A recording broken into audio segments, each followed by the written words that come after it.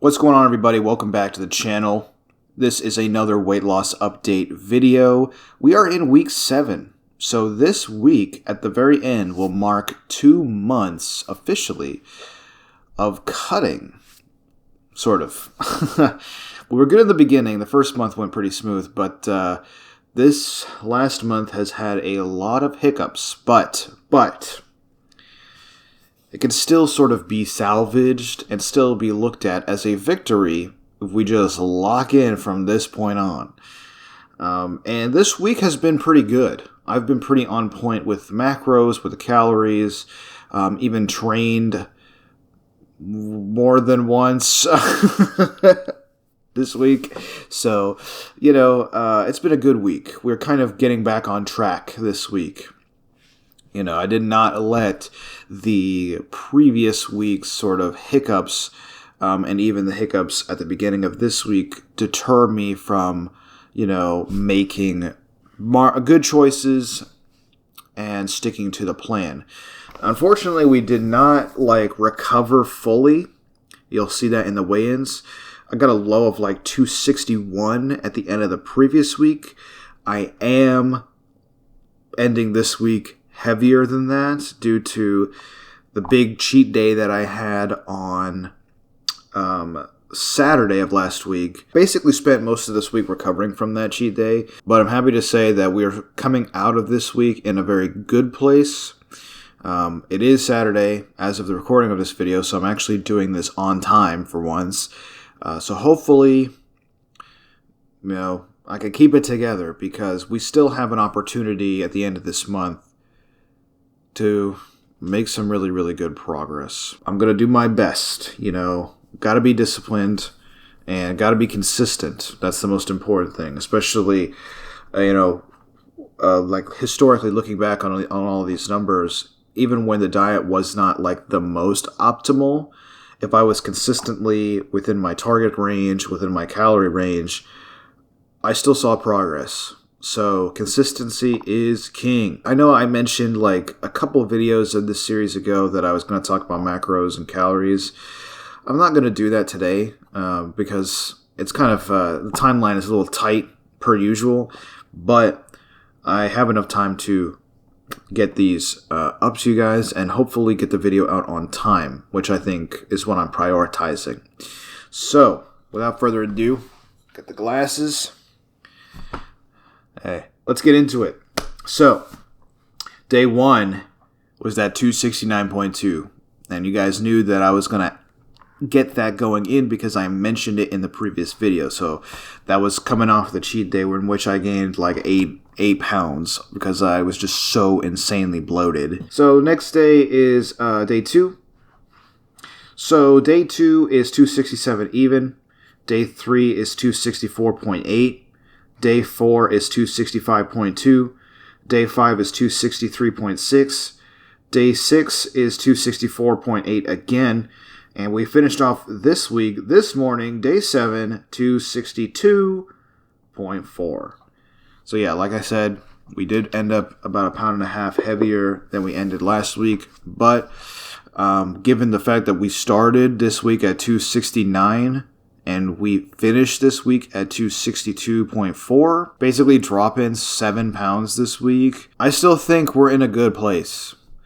And like I said, we got one more week this month to, lock in and really make some good progress. I think what's interesting to me, and I'm wondering why this is, but we dropped a lot in the first 2 days. And then it sort of petered out, with this middling. We were kind of stuck in these mid 260s, which is very frustrating, honestly, that I cannot seem to break that. And then at the end of the week, we end up sort of edging towards the low 260s. Unfortunately for me, whenever we get to the lower 260s, I end up having a blowout, which really sucks.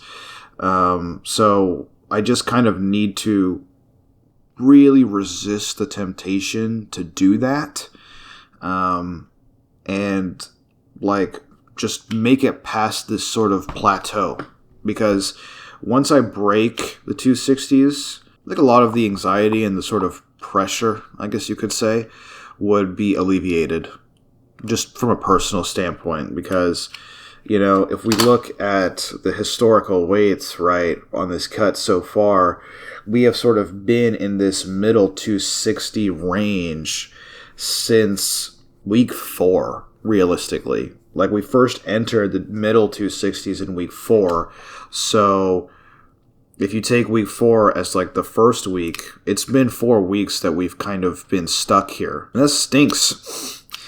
That stinks, you know. It's almost kind of makes me wonder if, like, a better strategy, and this is just me sort of rambling now. The video's basically over. You guys can leave. But if you want to hear my random thoughts, I almost wonder if it'd be more beneficial for me personally if, like, we did this cut in sort of a staggered, like, protocol. You know what I'm saying? There was a famous study way back in the day. I think it was called the Matador study.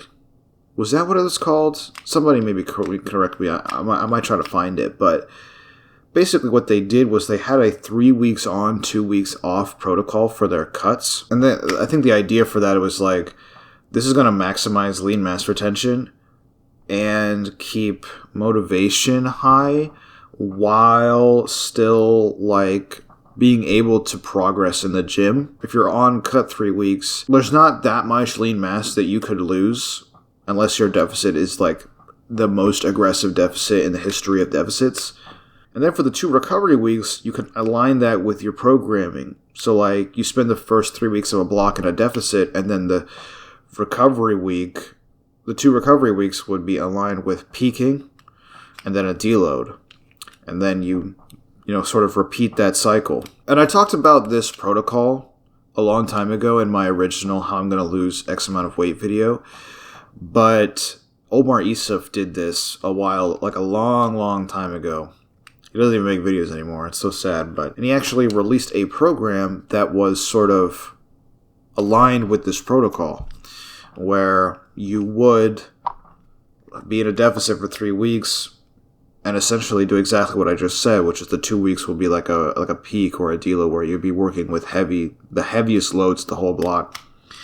And I wanted to run that program, but the problem was that in my mind, I wasn't lean enough to like have to worry about that kind of protocol, because I had so much to lose and I wanted to get down to the body fat percentage in which that would be more applicable, because he did that going from, I don't know, let's just say 16 to 18% down to 12 to 10%, right? You know, so that makes sense if you're going to stagger it, because at 12 to 10%, your performance is drastically decreased in the gym.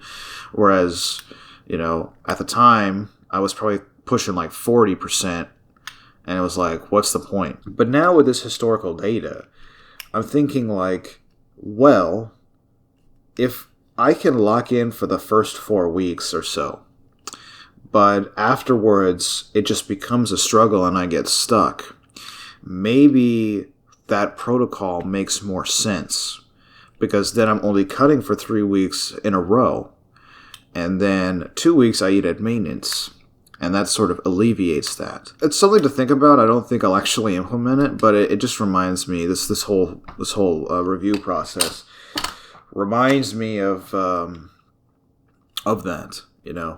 I still think my issue is just being consistent and being disciplined, and I don't think a sort of advanced cutting protocol is going to fix that. You know, I need to get that part through actual just grit. It's like you have to level up your mental, right? So an advanced cutting protocol like that, or even like low carb days, high carb days, carb cycling, that was really popular when I first got onto YouTube, was carb cycling. I think those things only work if you've already got like the established sort of mentality like locked in, right? If you're somebody who struggles with discipline and consistency, that's a skill that you're going to need to learn before you start implementing crazy strategies. Or you're going to have to sort of outsource it, right? And what I mean by outsourcing it is you're going to have to hire a coach to have basically be like a buffer and basically force you to be disciplined and consistent by virtue of getting on your ass every day, which is why the most successful cut I ever had and where I got to the smallest I ever got was with a coach. right? Because that individual was my sort of accountability checker, and I had to check in every single day with my weight and my macros. Like every night I'd have to send the macros and the calories, and every day I'd have to send the weigh-ins. And even that is problematic because, if I'll be honest with you guys, there were days where I lied to my coach. I easily manipulated the macros because I would just take out foods that I had tracked. I would easily manipulate weigh-ins. It's not hard to manipulate weigh-ins, especially if you're only sending pictures. Ironically, that's what I'm doing now, but I'm not accountable to anybody but myself, so I don't I don't benefit from lying. It becomes more about pleasing coach versus actually seeing the progress. That just goes back to that ever-arcing theme of, nobody is going to save you. You have to save yourself, right? Nobody, even if you hire them, even if they get on your ass every day, even if they're badgering you, chastising you, encouraging you, positive reinforcement, negative reinforcement, all the above, at the end of the day, nobody can make you disciplined. Nobody can make you consistent. Nobody can make you do the hard shit.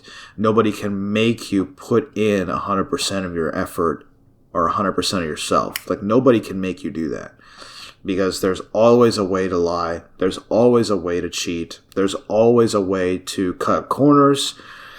And if you want to see real change, you're going to have to do it yourself, man.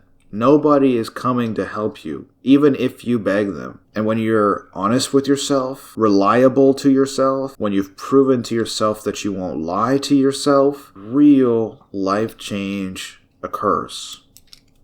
I'm not one of these like motivational speakers, like everybody can be, someone great. I don't know. What I do know is that consistent effort and doing the right thing every day over time will lead to the results and outcomes that you want for the most part.